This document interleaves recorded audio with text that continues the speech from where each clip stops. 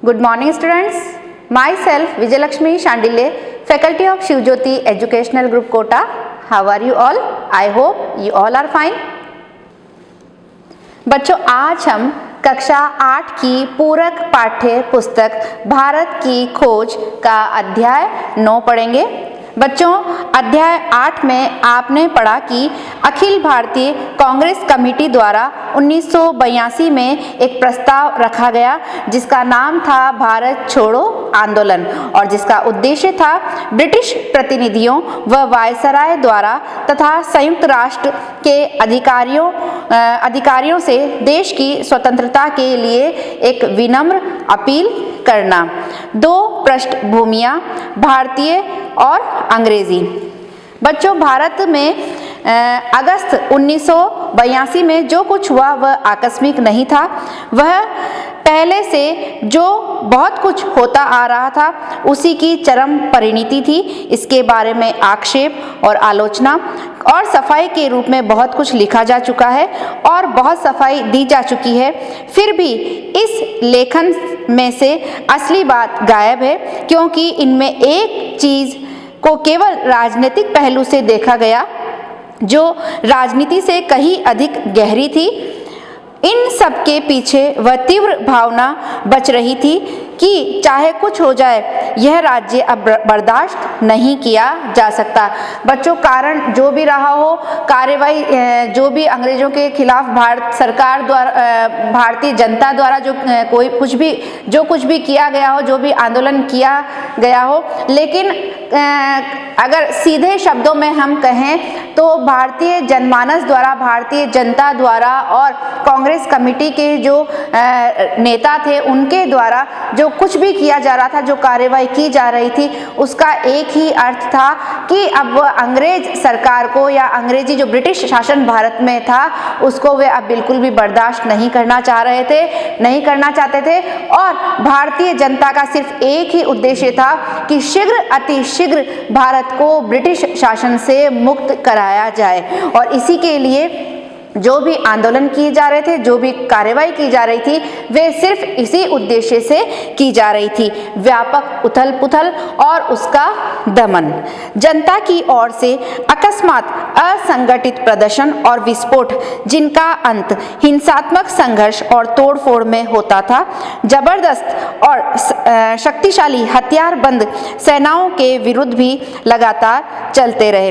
अकस्मात बच्चों, अचानक कि भारत की जो जनता थी उनके द्वारा अचानक से असंगठित रूप से, यानी कि उनमें एकता का अभाव था, लेकिन उनका तो उद्देश्य ही सिर्फ, भारतीय जनता का तो सिर्फ उद्देश्य यही हो गया था कि कैसे भी करके अब हमें ब्रिटिश शासन को और बर्दाश्त नहीं करना है, हमें इनसे मुक्त होना है। और इसीलिए भारत की जनता ने स्वतंत्र होने के लिए स्थान स्थान पर प्रदर्शन किए और चाहे वह प्रदर्शन हिंसात्मक ही हो, लेकिन उन्होंने प्रदर्शन किए और हिंसात्मक गतिविधियां करते हुए अंग्रेज सरकार को यह विश्वास दिला दिया कि अब उनका शासन और अधिक दिनों तक भारत में नहीं चल सकता। इससे जनता की भावना की तीव्रता का पता चलता है और भारतीय जनता के द्वारा ब्रिटिश सरकार के विरुद्ध जो कुछ भी हिंसात्मक गतिविधियां की जा रही थी, जो प्रदर्शन किए जा रहे थे, उससे ये बिल्कुल साफ हो गया था कि अब भारत की जो जनता है उसमें उनकी जो भावनाएं हैं ब्रिटिश सरकार के विरुद्ध, जो उनके मन के जो भाव हैं, वह अब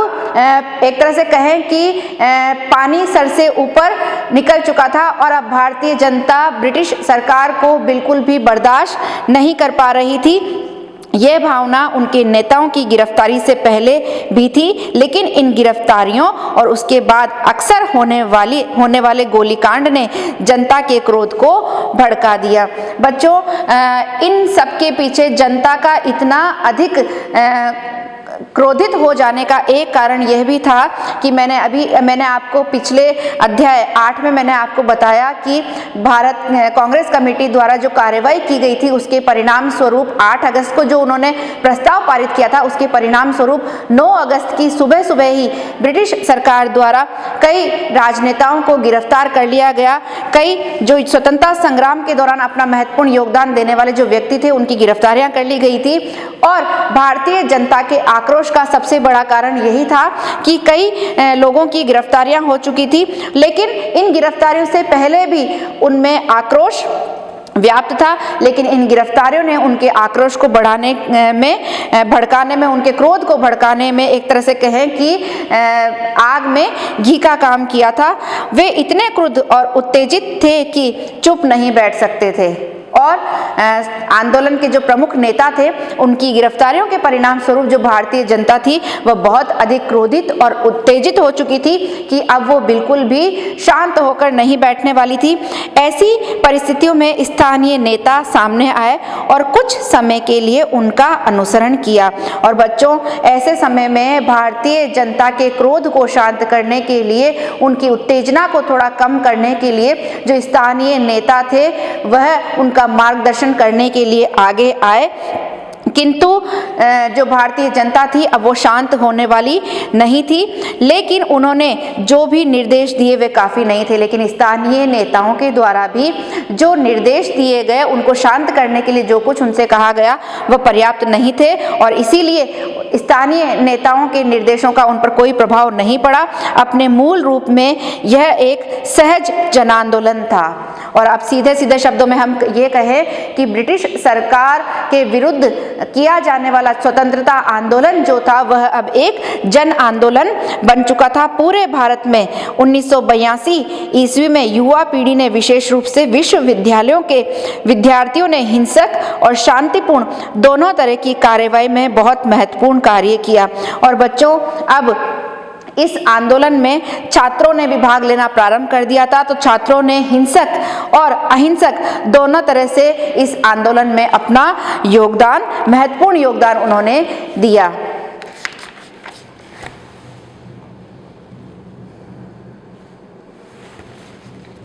इस तरह 1857 के गदर के बाद पहली बार भारत में ब्रिटिश राज के ढांचे को बलपूर्वक चुनौती देने के लिए बहुत बड़ी जनसंख्या उठ खड़ी हुई थी। बच्चों, 1857 का मैंने आपको पहले बताया था कि 1857 का जो स्वतंत्रता संग्राम जो था वो भारत का पहला स्वतंत्रता संग्राम था, लेकिन कहीं ना कहीं संगठन के अभाव के कारण, एकता की कमी के कारण हमारा पहला स्वतंत्रता संग्राम असफल हो गया था।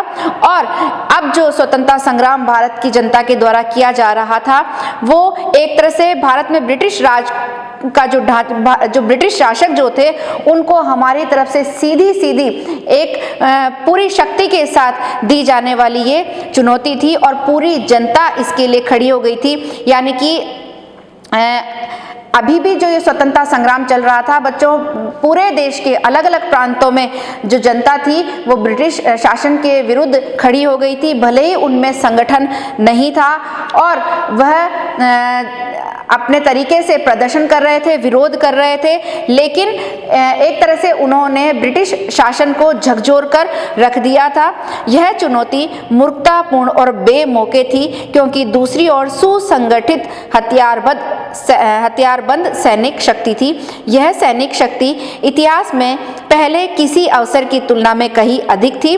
उस भीड़ ने न तो इस द्वंद्व की तैयारी ही की थी और न ही इसके लिए समय का चुनाव खुद किया था। और बच्चों, भारतीय जनता के द्वारा ब्रिटिश सरकार का जो विरोध किया जा रहा था वह अलग अलग प्रांतों की जनता द्वारा अपने अपने तरीके से किया जाने वाला विरोध था और इसी कारण इसमें संगठन की कमी थी। लेकिन भारतीय जनता के पास न तो कोई हथियार थे और ना ही उनमें संगठन था। अलग अलग जगह पे वो आंदोलन कर रहे थे, लेकिन उनके सामने जो सैनिक शक्ति थी वो पूरी तरह से हथियारबंद और एक संगठित सैनिक शक्ति थी, जिसका मुकाबला करना उनके लिए बहुत मुश्किल कार्य था।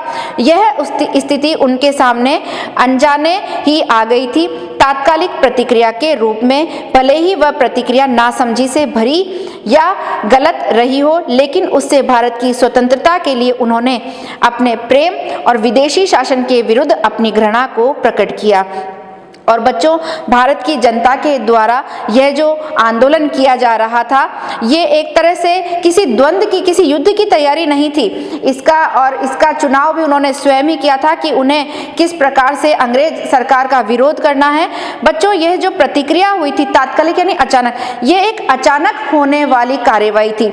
बच्चों, अंग्रेज सरकार के द्वारा जो कार्यवाही की गई, उस कार्यवाही के परिणाम स्वरूप भारतीय जनता द्वारा ये आंदोलन किए गए और इससे ये स्पष्ट हो गया था कि अब जो भारतीय जनता है वह अपने देश से कितना प्रेम करती है और ब्रिटिश शासन के लिए उनके मन में कितनी घृणा भरी हुई है। यह भारतीय जनता के द्वारा किए जाने वाले आंदोलनों से स्पष्ट हो चुका था। सन 1982 के दंगों में पुलिस और सेना की गोलीबारी से मारे गए और घायल हुए लोगों की संख्या के अनुमानित सरकारी आंकड़े के अनुसार 1028 मरे और 3200 घायल हुए। जनता के अंदाज के अनुसार मृतकों की संख्या 25,000 कही जाती है, पर यह संख्या भी संभवतः अति रंजित है। शायद 10,000 की संख्या ज़्यादा सही होगी। बच्चों, 1982 में जो दंगे हुए, पुलिस और सेना के द्वारा जो गोलीबारी की गई, उसमें जो लोग जो सामान्य जनता थी जो इस आंदोलन में शामिल थी, उनमें जितने लोग मरे और जो घायल हुए, उनके आंकड़े भी ब्रिटिश सरकार द्वारा भी उनके आंकड़े बताए गए और जनता के द्वारा भी आंकड़े बताए गए। यह असाधारण बात थी कि कैसे बहुत से शहरी और ग्रामीण क्षेत्रों में ब्रिटिश शासन खत्म हो गया और उन हिस्सों पर दोबारा विजय पाने में उसे कई दिन और कभी-कभी हफ्ते लग गए। बच्चों, सामान्य जनता द्वारा जो जन आंदोलन किया जा रहा था, उसने एक तरह से ब्रिटिश शासन को झकझोर के रख दिया था और उसी के परिणाम स्वरूप बहुत से शहरी और ग्रामीण क्षेत्र जो थे, वहां पर ब्रिटिश शासन एक तरह से खत्म हो गया था, समाप्त हो गया था और उन क्षेत्रों पर, उन शहरी क्षेत्रों पर, उन ग्रामीण क्षेत्रों में ब्रिटिश शासन को पुनः अपना शासन स्थापित करने के लिए कई महीने और कहें कि कई हफ्ते उनको वहां पर लग गए थे। ऐसा विशेष रूप से बिहार में, बंगाल के मिदनापुर जिले में, संयुक्त प्रांत के दक्षिण पूर्वी जिलों में हुआ। यह बात ध्यान देने की है कि संयुक्त प्रांत के बलिया जिले में, जिसे दोबारा जीतना पड़ा था अंग्रेजों को, भीड़ के खिलाफ शारीरिक हिंसा और लोगों को चोट पहुंचाने की कोई गंभीर शिकायत नहीं है। यानी कि जनता के द्वारा जन आंदोलन, यानी कि भारत की जनता के द्वारा स्वतंत्रता के लिए जो आंदोलन किया जा रहा था, उसके परिणाम स्वरूप भारत के बहुत से शहरी और ग्रामीण क्षेत्र ब्रिटिश शासन के हाथ से निकल गए थे और उनको पुनः पाने के लिए, उन क्षेत्रों पर पुनः विजय प्राप्त करने के लिए ब्रिटिश सरकार को बहुत प्रयत्न करने पड़े। लेकिन इसके लिए कोई विशेष कार्रवाई, किसी को शारीरिक रूप से हिंसा या लोगों को चोट पहुंचाने की कोई ऐसी कार्रवाई उनके द्वारा नहीं की गई। भारत की बीमारी, अकाल। भारत बहुत बीमार था, तन और मन दोनों से। बच्चों, इसका तात्पर्य यह है कि जब भारतीय जनता ब्रिटिश शासन से मुक्त होने के लिए संघर्ष कर रही थी, उसी समय अनेक प्राकृतिक जो आपदाएं थी, वो भी समय समय पर भारतीय जनता का मनोबल गिराने के लिए, एक तरह से कहें कि एक के बाद एक प्राकृतिक आपदाएं आती जा रही थी। और इस तरह से जो भारत जो देश था, वो बीमार तो था ही सही, क्योंकि वह वर्षों से ब्रिटिश जो शासन था उसके चंगुल में फंसा हुआ था, उनका गुलाम बना हुआ था।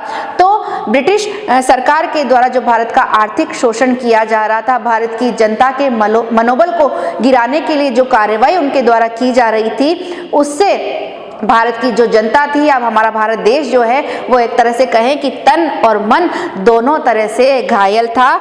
और जब भारतीय जनता ब्रिटिश शासन से अपने आप को मुक्त कराने के लिए संघर्ष कर रही थी, तभी उसी समय प्राकृतिक आपदा के रूप में भारत में बहुत बड़ा अकाल भी पड़ा। जबकि लड़ाई में कुछ लोग बहुत फूले फले थे और दूसरों पर बोझ चरम सीमा तक पहुंच गया था और इसकी भयानक स्मृति दिलाने के लिए अकाल पड़ा, दूर दूर तक विस्तृत अकाल, जिसका प्रभाव बंगाल और पूर्वी तथा दक्षिण भारत पर पड़ा। बच्चों, जिस समय स्वतंत्रता के लिए जनता के द्वारा आंदोलन किया जा रहा था, वह एक ऐसा समय था जब इस लड़ाई के दौरान कई लोग तो ऐसे थे बच्चों जो बहुत फल फूल रहे थे, यानी कि वे और अधिक धनवान होते जा रहे थे। लेकिन इस आंदोलन के दौरान कई लोग ऐसे भी थे जो कि ब्रिटिश सरकार की आर्थिक शोषण की नीति का शिकार होकर आर्थिक रूप से और गरीब होते जा रहे थे, और उनको उनके बुरी जो उनके दिन थे,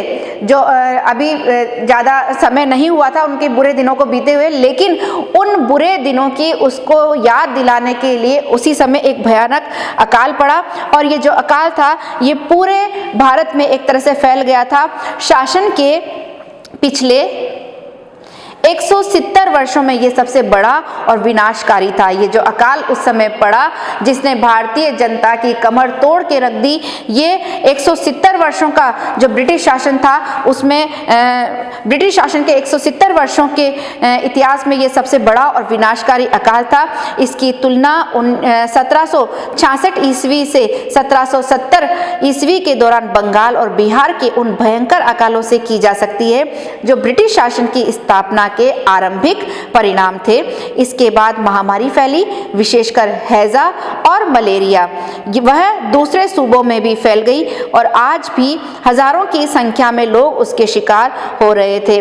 बच्चों, एक तरफ तो भयंकर अकाल की मार थी और दूसरी तरफ उस अकाल के बाद में पूरे भारत में जगह जगह पर एक महामारी फैल रही थी, और वो महामारी थी हैजा और मलेरिया, जिसने ये भारत के कई अलग अलग प्रांतों तक फैल गई थी, जिसमें हजारों लोग जो थे इसका शिकार होकर मृत्यु को प्राप्त हुए थे। इस अकाल ने ऊपर के थोड़े से लोगों की खुशहाली के जीने आवरण के नीचे भारत की जो तस्वीर थी उसे उगाड़ कर रख दिया था। बच्चों, भारत में इसका तात्पर्य यह है कि ये जो अकाल भारत में पड़ा, उस अकाल ने भारत की जो असली तस्वीर थी उसको एक तरह से कहें कि विश्व के सामने खोल के रख दिया था। और क्योंकि भारत में कुछ संपन्न लोग तो थे, लेकिन संपन्न लोग कम थे, बल्कि जो गरीब जनता थी वह बहुत अधिक थी, क्योंकि इस अकाल के दौरान भारत की बहुसंख्यक अधिकतर जो भारत की जनता थी वह गरीब थी। और इस अकाल ने ये पूरे विश्व के सामने रख दिया कि अंग्रेज सरकार द्वारा भारत का इतना अधिक आर्थिक दृष्टि से शोषण कर दिया गया है कि भारत की जो अधिकांश जनता है वह गरीब और गरीब होती जा रही है। यह तस्वीर ब्रिटिश शासन की बदहाली और बदसूरती की तस्वीर थी। एक तरह से पूरे विश्व को इस अकाल ने यह बता दिया था कि उनके शासन के परिणाम स्वरूप भारत की आर्थिक स्थिति कितनी बदतर हो चुकी है। जब यह सब घटित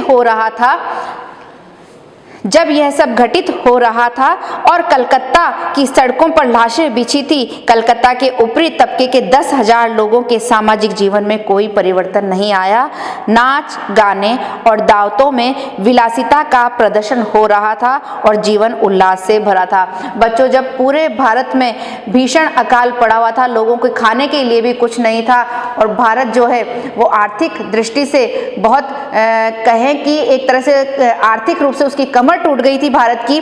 लेकिन ऐसे समय में भी कलकत्ता की सड़कों पर जब लाशें बिखरी हुई थी, ऐसे समय में भी वहां का जो उच्च वर्ग था, उनके जो सामाजिक उनका जीवन था उसमें कोई परिवर्तन नहीं आया और देश में भीषण अकाल पड़ रहा था। लेकिन उस बीच भी इन लोगों के द्वारा एक विलासितापूर्ण जीवन जिया जा रहा था और इनका जो जीवन था वह नाच गान, दावतों और उल्लास से भरा हुआ था। अक्सर कहा जाता है कि भारत अंतर विरोधों का देश है। कुछ लोग बहुत धनवान हैं और बहुत से लोग बहुत निर्धन हैं। बच्चों, ये हमारे एक तरह से कहें कि भारत में जो सामाजिक दूरियां हैं, वो सामाजिक जो स्तर है लोगों का, उसमें बहुत अंतर है, क्योंकि यहाँ पर कुछ लोग तो बहुत अधिक धनवान है और कुछ जो गरीब हैं वो और अधिक गरीब है। यहाँ आधुनिकता भी है और मध्ययुगीनता भी, यहाँ शासक है और शासित भी, ब्रिटिश है और भारतीय भी। यह अंतर विरोध सन 1983 के उत्तरार्ध में अकाल के उन भयंकर दिनों में जैसे कलकत्ता शहर में दिखाई पड़े, वैसे पहले कभी नजर नहीं आए थे। अकाल की गहरी वजह उस बुनियादी नीति में थी जो भारत को दिनों दिन गरीब बनाती जा रही थी, जिसके कारण लाखों लोग भुखमरी का जीवन जी रहे थे। दूसरी ओर जो गरीब व्यक्ति था उसको एक वक्त की रोटी भी नहीं मिल रही थी और इसका कारण ये था, इसका सबसे बड़ा कारण ये था, ब्रिटिश सरकार के द्वारा हमारे देश में जो आर्थिक शोषण किया गया, उनके द्वारा हमारे आर्थिक व्यवस्था को समाप्त करने के लिए, हमारी अर्थव्यवस्था को डामाडोल करने के लिए उनके द्वारा जो नीति अपनाई गई, वही इसका सबसे बड़ा कारण था। और यही कारण था कि इस अकाल की मार से जो भारत की जो जनता थी वो और अधिक गरीब हो गई थी। भारत में ब्रिटिश शासन पर बंगाल की भयंकर बर्बादी ने और उड़ीसा, मालाबार एवं दूसरे स्थानों पर पड़ने वाले अकाल ने आखिरी फैसला दे दिया।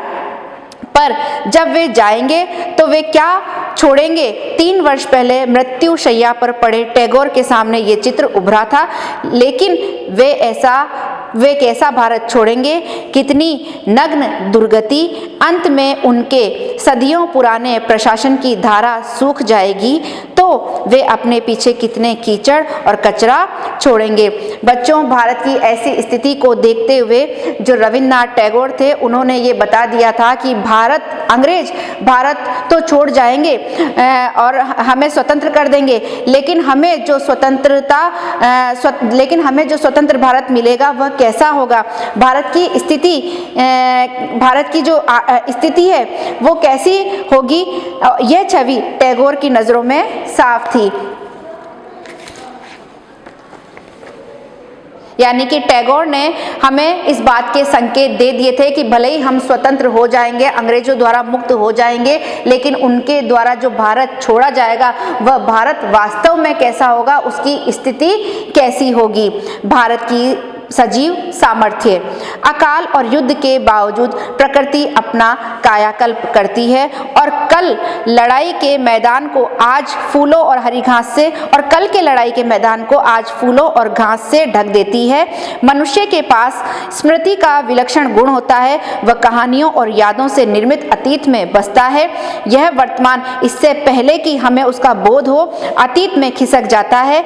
आज जो बीते हुए कल की संतान है, खुद अपनी जगह अपनी संतान आने वाले कल को दे जाता है।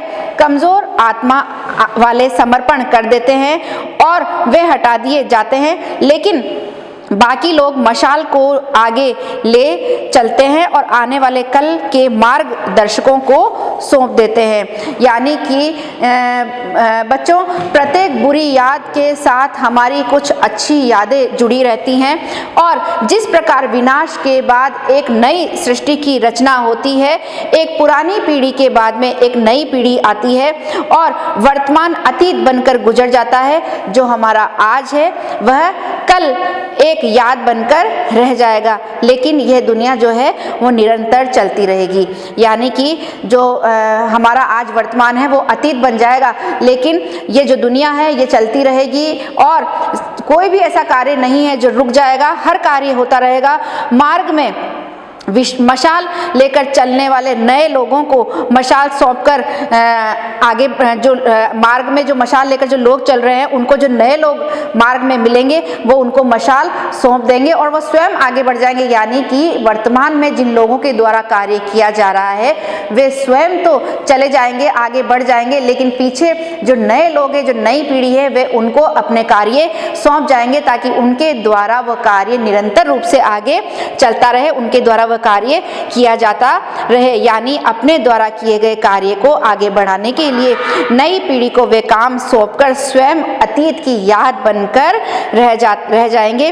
तो इस प्रकार कोई भी कार्य एक हाथ से दूसरे हाथ और दूसरे से तीसरे हाथ में पहुंचकर आगे बढ़ता रहेगा। कहने का तात्पर्य यह है कि हमारे स्वतंत्रता आंदोलन को चलाने वाले जो लोग थे वह तो पीछे रह गए, लेकिन उन्होंने अपने इस कार्य की जो मशाल थी वह दूसरे हाथों में सौंप दी और इस प्रकार ये जो कार्य है ये निरंतर आगे बढ़ता रहा। यानी कि कोई भी कार्य रुकता नहीं है, वह निरंतर आगे से आगे बढ़ता जाता है। तो बच्चों, इस पुस्तक को पढ़कर आपको भारत की प्राचीन सभ्यता से लेकर आधुनिक भारत के स्वतंत्रता संग्राम की पूरी जानकारी मिलती है कि भारत को विश्व मानचित्र पर अपनी पहचान बनाने के लिए कितना संघर्ष करना पड़ा।